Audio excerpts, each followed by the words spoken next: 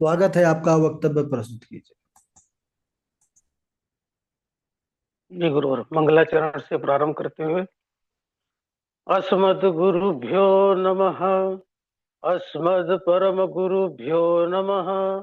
अस्मत् सर्व गुरुभ्यो नमः। श्री राधा कृष्णाभ्यां नमः। श्रीमते रामानुजाय नमः। लंबोधरं परमसुन्दरदन्तं गीतां परमं पवित्रम् अद्य दिवाकरवोज्ज्वलकान्तिकान्तं विघ्नेश्वरं सकलविघ्नहरं नमामि। शरीरं स्वरूपं ततो वकलत्रं यशश्चारुचित्रं धनं मेरुतुल्यं मनश्चैनलग्नं श्रीगुरुरङ्घ्रिपद्मे ततः किं ततः किं ततः किं ततः किं नारायणं नमस्कृत्यं नरं चैव नरोत्तमं देवीं सरस्वतीं व्यासं ततो जयमुदीरयेत्। जयतु जयतु देवो देवकी नन्दनोऽयं। जयतु जयतु कृष्णो वृष्णवंश प्रदीप। जयतु जयतु मेघ श्यामल कोमलांगम। जयतु जयतु पृथ्वी भारनाशो मुकुंद। कृष्ण त्वदीय पद पंकज पंजरान्ते अद्यैव मे विशतु मानस राजहंस। प्राण प्रयाण समये कफवात पित्तैः कंठावरोधन विदो स्मरणं कुतस्ते। बर्हापीरम नटवर वपुः कर्णयोः कर्णिकारं बिभ्रद्वासः कनककपिशं वैजयन्तीं च मालां। रन्ध्रान् वेरुणरधर सुधया पूर्णयन् गोपवृन्दैः वृन्दारण्यं स्वपदरवणं प्राविशद्गीतकीर्तिः। करारविन्देन पदारविन्दं मुखारविन्दे विनिवेशयन्तं वटस्य पत्रस्य पुटे शयानं बालं मुकुन्दं मनसा स्मरामि। रामाय रामभद्राय रामचन्द्राय वेदसे पुनाय नाथाय सीताया वतये नमः। अञ्जनानन्दनं वीरं जानकी शोकनाशनं कपीशमक्षहन्तारं वन्दे लङ्काभयङ्करं। मूकं करोति वाचालां पङ्गुं लङ्घयते गिरिं यत्कृपातमहं वन्दे परमानन्दमाधवम्। भक्त भक्ति भगवंत गुरु चतुर नाम वपु एक। इनके पद वंदन किए नासत विघ्न अनेक। बोले वृंदावन बिहारी लाल की जय। श्री भागवत महापुराण की जय। श्री सुखदेव जी महाराज की जय। अनंत कोटि ब्रह्मांड नायक अचिंत्य कल्याण गुणगण निधान सर्वेश्वर सर्वाधिपति अकारण करुणा वरुणालय अकारण करुणा कारक सकल जन्य कल्य शापहारक परात पर ब्रह्म अनंत कोटि कंदर्प दलन जटियान निर्गुण निराकार सगुण साकार जगदैक बंधु करुणैक सिंधु सच्चिदानंदघ्न परमात्मा श्री कृष्ण एवं राधा रानी जी के युगल चरणार बिंदु में दास का बारंबार प्रणाम। सब उपस्थित भगवत भक्त भगवत कथा अनुरागी सज्जनों भक्ति में मातृशक्ति भगनी बांधव सिया राम मैं सब जग जानी करहूं प्रणाम जोर जुग पानी। कथा में प्रवेश के पूर्व संकीर्तन करेंगे।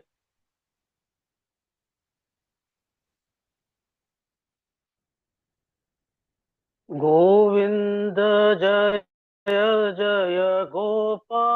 जय जय गोविंद, जय जय गोपाल, जय जय राधा रमण श्री गोविंद, जय जय गोविंद, जय जय गोपाल, जय जय गोविंद, जय जय गोपाल, जय जय राधा रमण श्री गोविंद, जय जय राधा रमण श्री गोविंद, जय जय गोविंद, जय जय गोपाल, जय जय गोविंद, जय जय जय जय राधा रमण श्री गोविंद, जय जय राधा रमण श्री गोविंद, गोविंद, जय जय गोपाल, जय जय। बोलो कृष्णचंद्र भगवान की जय। कथा में पूर्व जहां पर कथा थी, दक्ष प्रजापति पर तलवार से प्रहार किया, परंतु यज्ञ में अभिमंत्रित होने के कारण उनकी गर्दन नहीं कटी। तब वीरभद्र ने भगवान शंकर का स्मरण किया और उसकी गर्दन को मरोड़कर तोड़कर दिया और यज्ञ में स्वाहा कर दिया।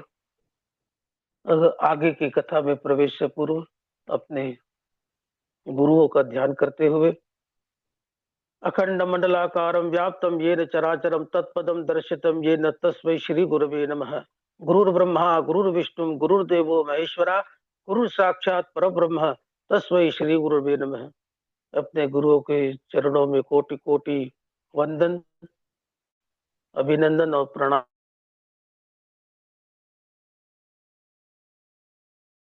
पेश करते हैं। संपूर्ण यज्ञशाला को आग लगा दी और शिवगण कैलाश में लौट आए। यहाँ सभी देवता ब्रह्मा जी के पास गए, सारा वृत्तांत ब्रह्मा जी को कह सुनाया। ब्रह्मा जी ने कहा, देवताओं, जहां भगवान नारायण, भगवान शंकर और स्वयं मैं नहीं गया था, वहां तुम सब क्यों गए? देवताओं ने कहा, प्रभु आज के बाद हम कभी भी नहीं जाएंगे, इस बार रक्षा कीजिए। ब्रह्मा जी देवताओं के साथ लेकर कैलाश आए। भगवान शंकर वहां वट वृक्ष के नीचे भस्म चंदन धारण किए हुए कुशासन पर बैठे हुए थे। ब्रह्मा जी ने प्रार्थना की, प्रभु यह यज्ञ अधूरा रह गया, इसे संपूर्ण कीजिए प्रभु। यज्ञ के यजमान दक्ष प्रजापति को जीवित कर दीजिए, भग देवता की आंखें लौटा दीजिए, भृगु जी को उनकी दाढ़ी और मूछ तथा उषा देवता को उनके दांत प्रदान कीजिए। संपूर्ण देवता जो छिन्न भिन्न हो गए हैं, वे सब पहले के समान हो जाए और यज्ञ के अवशिष्ट पदार्थ पर आपका भाग होगा। ब्रह्मा जी के इस प्रकार प्रार्थना करने पर भगवान शंकर ने अपने गणों को आज्ञा दी, दक्ष प्रजापति के सिर के स्थान पर बकरे का सिर लगा दो। शिवगणों ने भगवान का आदेश पाते ही दक्ष प्रजापति के सिर के स्थान पर बकरे का सिर लगा दिया। भगवान शंकर ने कहा, भग देवता मित्र देवता की आंखों से देखें। उषा देवता अब वृद्ध हो गए हैं, इसीलिए अब यह पिसा हुआ खाएं और भृगु जी को इस बकरे की ही दाढ़ी मूछ लगा दी जाए। भगवान शंकर ने जैसा जैसा कहा, शिवगणों ने वह सब कर दिया। दक्ष प्रजापति बकरे के समान मैं करता हुआ स्तुति करने लगा। अहम ब्रह्मा च सर्वश्च जगतः कारणम परम। दक्ष प्रजापति ने ब्रह्मा और शंकर जगत के परम कारण हैं। प्रियाणामेक भावानां यो न वश्यन्ति वै विदाम सर्वभूतात्मनां ब्रह्मन् स शांति मधिगच्छति। हम तीनों में जो समान भाव रखता है वह शांति को प्राप्त कर लेता है। हरिहर निंदा सुनहि जे काना होई पाप गौघात समाना। ऐसा कह भगवान नारायण अंतर ध्यान हो गए। दक्ष नंदिनी सती कालांतर में हिमालय की पत्नी नैना के गर्भ से उत्पन्न हुई और भगवान शंकर की तपस्या कर उन्हें वर रूप में पुनः प्राप्त कर दिया और सदा सदा के लिए उनकी अर्धांगिनी हो गई। बोले सांब सदा शिव भगवान की जय। ध्रुव चरित्र। श्री मैत्री मुनि कहते हैं, विदुर जी स्वयंभू मनु और शत्रुपा के प्रिय व्रत और उत्तानपाद नामक दो पुत्र थे। उत्तानः उत्कृष्ट युक्तः पादः संतति दुर्वो यस्य स उत्तानपादः।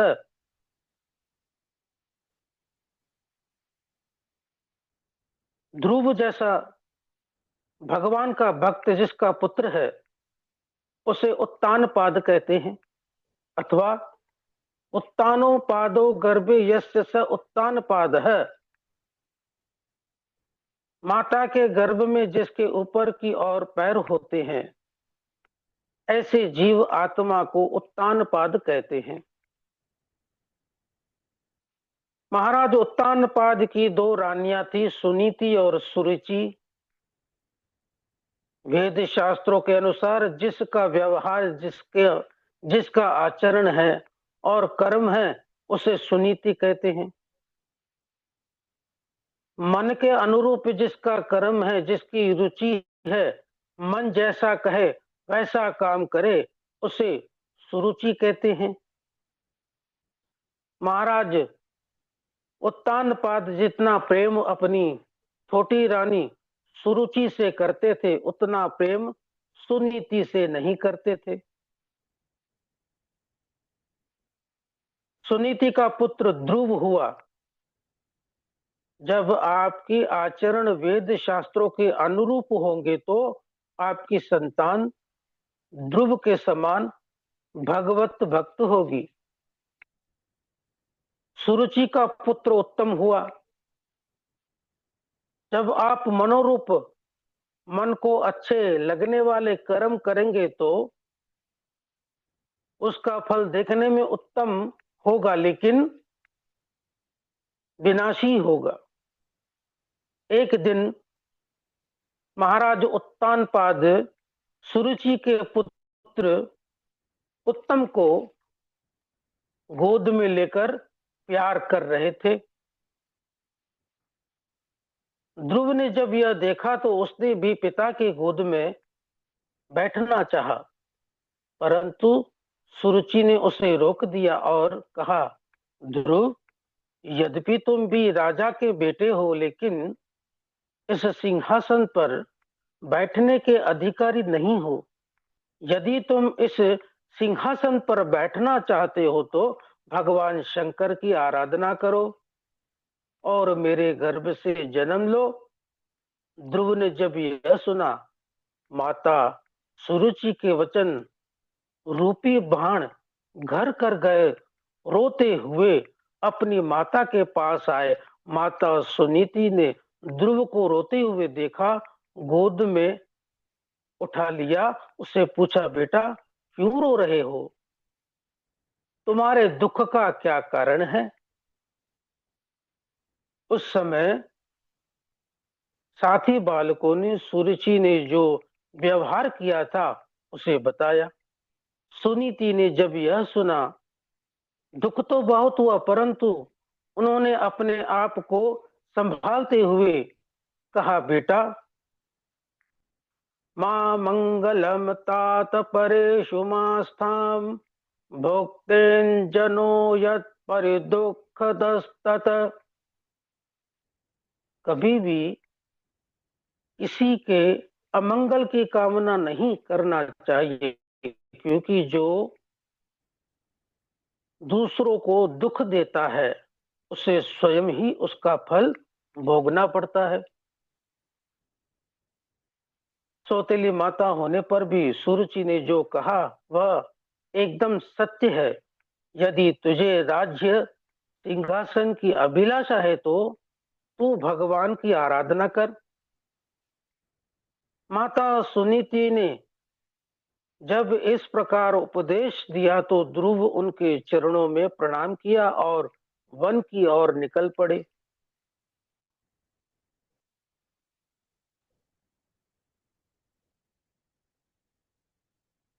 निर्जन वन में अकेले कहाँ जा रहे हो? तुम, ध्रुव ने कहा, मेरी सौतेली माँ ने मेरा अपमान किया है, इसीलिए मैं राज सिंहासन की इच्छा से भगवान की आराधना के लिए जा रहा हूँ। यह नारद जी ने जब निर्जन वन में अकेले ध्रुव जा रहे थे तभी उनसे पूछा। देवर्षि नारद ने कहा, बेटा, इस अवस्था में क्या अपमान और क्या सम्मान, इसीलिए अपने घर लौट जाओ, क्योंकि जिस परमात्मा को प्राप्त करना चाहते हो उन्हें पाना अत्यंत कठिन है। बड़े बड़े ऋषि मुनि अनेकों जन्मों तक उनकी आराधना करते, परंतु उन्हें प्राप्त नहीं कर पाते। ध्रुव ने कहा, मुनिवर, सौतेली माता के वचन रूपिणी बाण से मेरा हृदय छलनी हो गया है, जिसके कारण आपका उपदेश मेरे हृदय में नहीं ठहर रहा। यदि आप मेरा मार्ग प्रशस्त करना चाहते हैं तो उपदेश दीजिए, अन्यथा मुझे आपकी कोई आवश्यकता नहीं।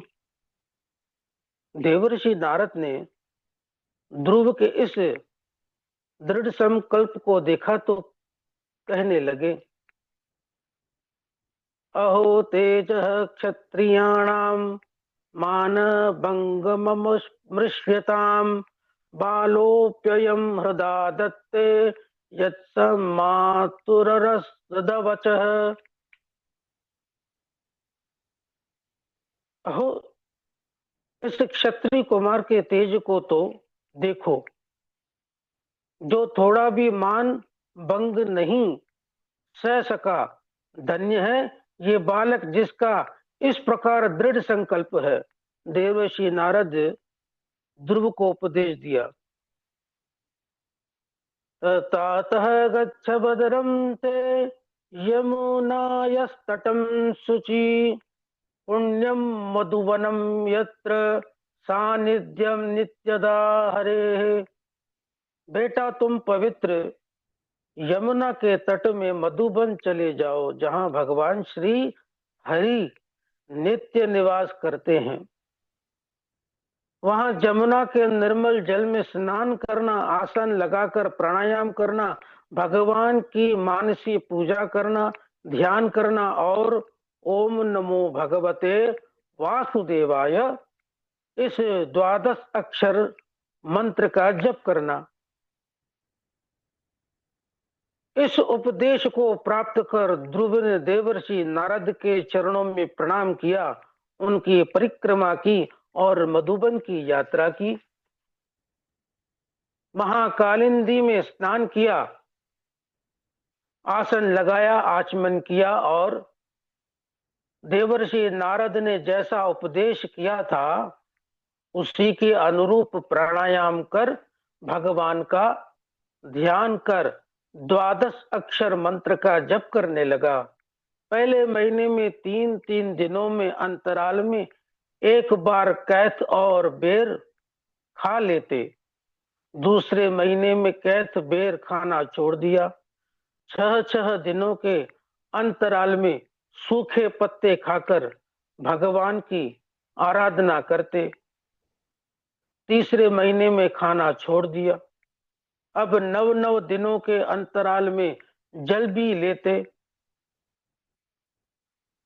चौथे महीने में जल भी पीना छोड़ दिया। ऐसा प्राणायाम सिद्ध हो गया कि 12-12 दिनों के अंतराल में एक बार श्वास ले लेते, 5वें महीने में सांस लेना छोड़ दिया। एक पैर से खड़े हो गए और भगवान की आराधना करने लगे। 6ठे महीने में सारे जगत को अपने से अभिन्न देख भगवान की धारणा की और श्वास को अविरुद्ध कर लिया। उनके श्वास को रोकने से सारे जगत का श्वास रुक गया। सारे जीव तड़पने लगे। देवता दौड़ते दौड़ते भगवान नारायण के पास आए, कहा प्रभु रक्षा करो, रक्षा करो, हम मरे जा रहे हैं, न जाने किस कारण से हमारा श्वास रुक गया है। भगवान नारायण ने कहा देवताओं भयभीत मत हो, यह मेरे भक्त ध्रुव की तपस्या का प्रभाव है। मैं अभी उसकी तपस्या को पूर्ण कर आता हूं।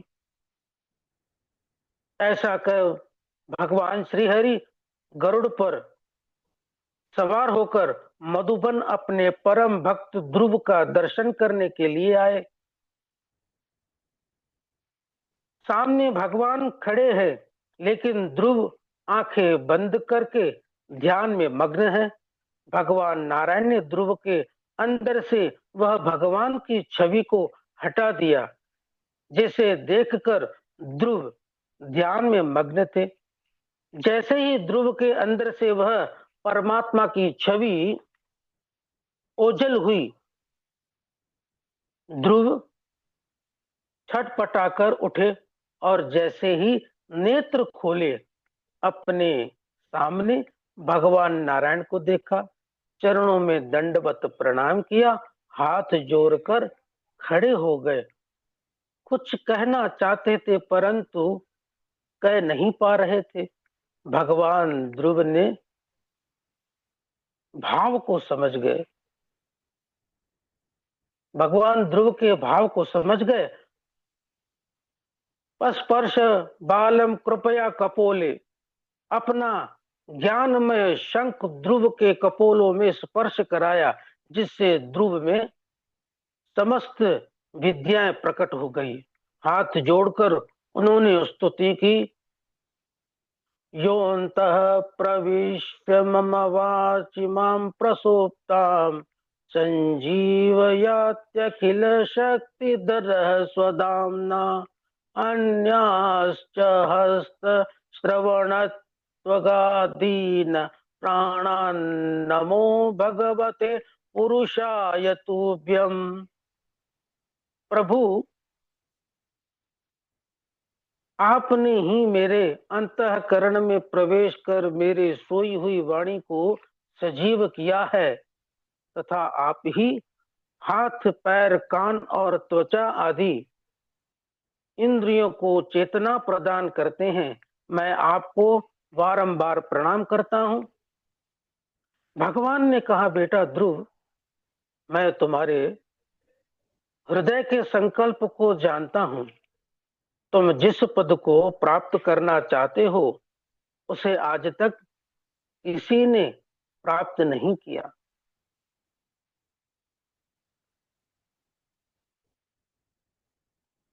तुम्हें वह ध्रुव पद प्रदान करता हूं जो त्रिलोकी से ऊपर है और जिसकी सप्त ऋषिगण परिक्रमा करते हैं। उससे पूर्व तुम 36,000 वर्षों तक धर्म पूर्वक पृथ्वी का पालन करो और अंत समय में तुम मेरा स्मरण कर मुझे प्राप्त कर लोगे। ऐसा कह भगवान नारायण अंतर्ध्यान हो गए। ध्रुव ने अपने नगर में लौट आए।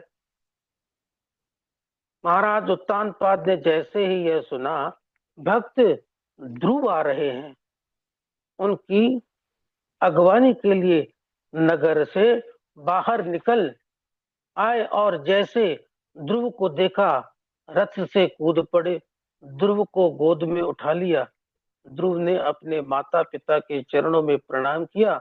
नगर में बड़ा भारी स्वागत सत्कार हुआ। महाराज उत्तानपाद ध्रुव का राज्याभिषेक किया और वन की ओर चले गए। बोलिए भक्त वत्सल भगवान की जय।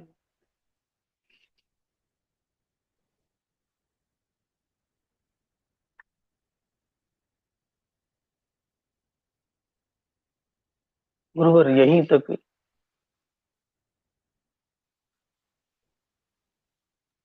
बहुत बढ़िया। बहुत अच्छा जितेश जी। जी गुरुवर। ठाकुर जी कृपा बनी रहे।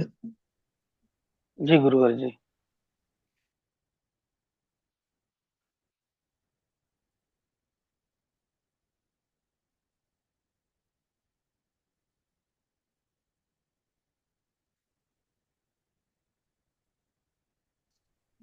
यह है कि यहाँ बारिश हो रही है इस समय, है ना।